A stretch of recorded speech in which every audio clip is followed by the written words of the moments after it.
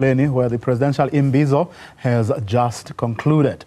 All three spheres of government were represented there, with ministers, Gauteng government officials and local councillors all present as residents aired their concerns and anger about service delivery. Our reporter Junior Kumalo was listening to all the discussions and joins us live.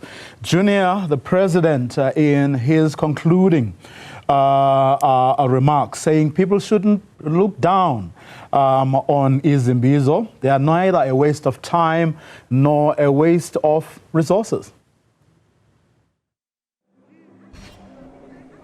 Indeed, Vuyo, the president, when he spoke here, gave the closing address basically at this Imbizo. He spoke about South Africans having to buy in to this basically way of engaging, government's way of engaging citizens, which is Imbizo. He said that because there's been a lot of backlash when it comes to civil society and opposition parties, saying that it is a bit excessive, the amount of money that it has cost government to host these Imbizos. In the past 18 months, government has held about 4 Imbizos, and all of them have cost about 44 million.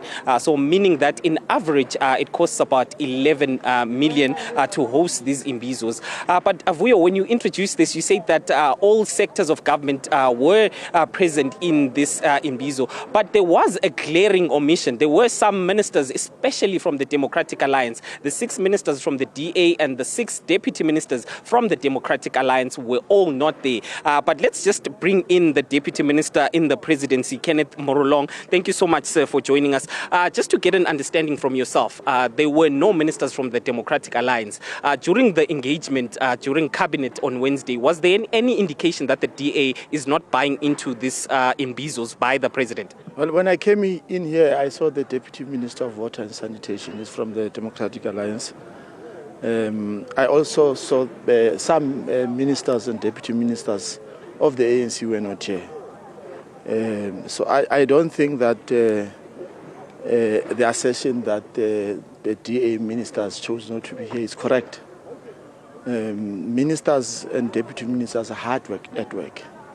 They are all over the country, engaging with stakeholders and citizens on the program of the Government of National Unity.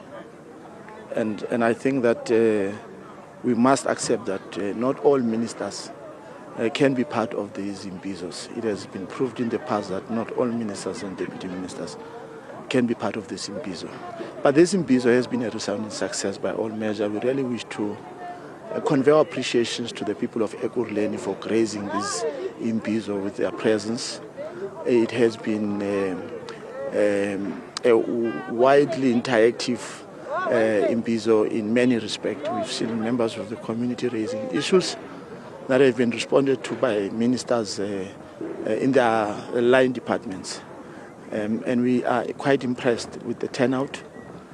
It has been an orderly crowd, and this is a reaffirmation of the commitment which was made by the President in the 6th administration that we need to bridge the gap that exists between public representatives and our people. And we are quite content with how these Imbizos continue to unfold and how this one unfolded. There were a lot of commitments made by ministers and deputy ministers. So how will the community members get feedback from these individuals on the process that has been made in trying to resolve some of the challenges that they've raised? Well, you know that this is the second round of our Imbizos. The President had a first round in the 6th administration, and this is a continuation of the second round of the Imbizos which were held in the 6th administration. And there's been feedback given to communities which should have raised issues about service delivery, and the President would have picked up on some of the issues. The ministers would have been tasked with the responsibility of responding to these issues.